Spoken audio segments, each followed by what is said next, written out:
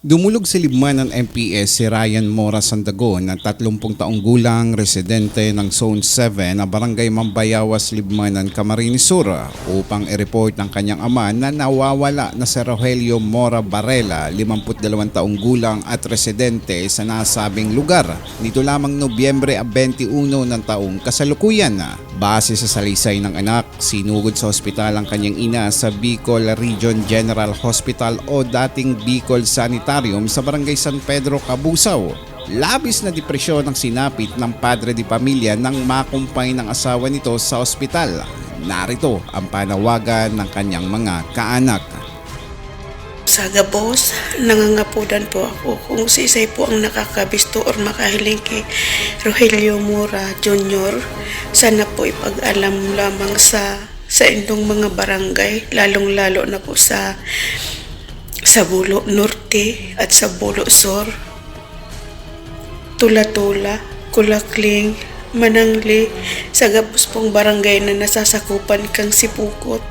Sana po maipaabot po sa muya kung siya po nahiling o kaya dawa po sa mga barangay dahil nakipag-ugnayan na rin po ang pamilya ko sa barangay.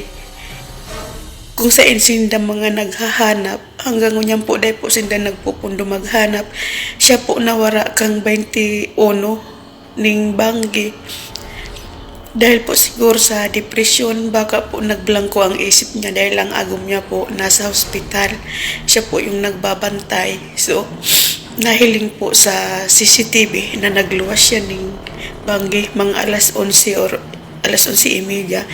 Dahil na po siya nakabalik. Nahiling na lang po sa CCTV na nagpaparadalagan.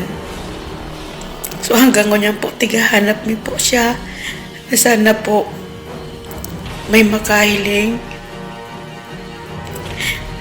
Kung sakaling mahiling po nindo siya, dahil po mag-atubali, kausapin, kaulayon siya ta. Iyan po mabuot, manata, mabuot po yan na tao.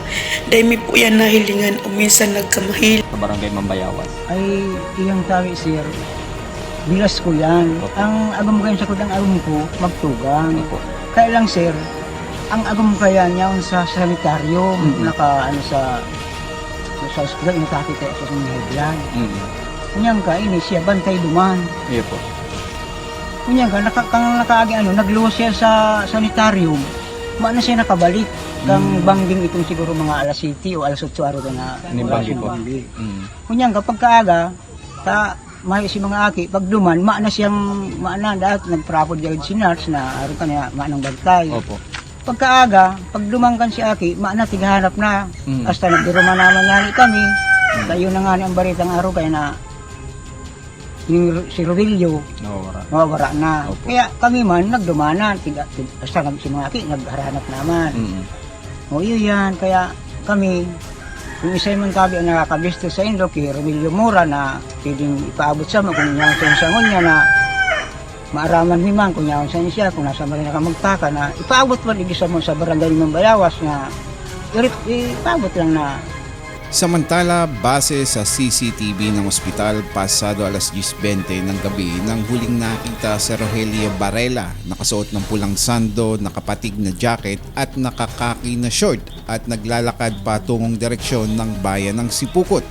Muli namang nanawagan ng kaanak ng nawawala kung sino man ang makakakita ay maaaring ipagbigay alam sa libmanan MPS sa 0998-598-5977 o maaari kayong mag-message sa Facebook page ng Happy Radio.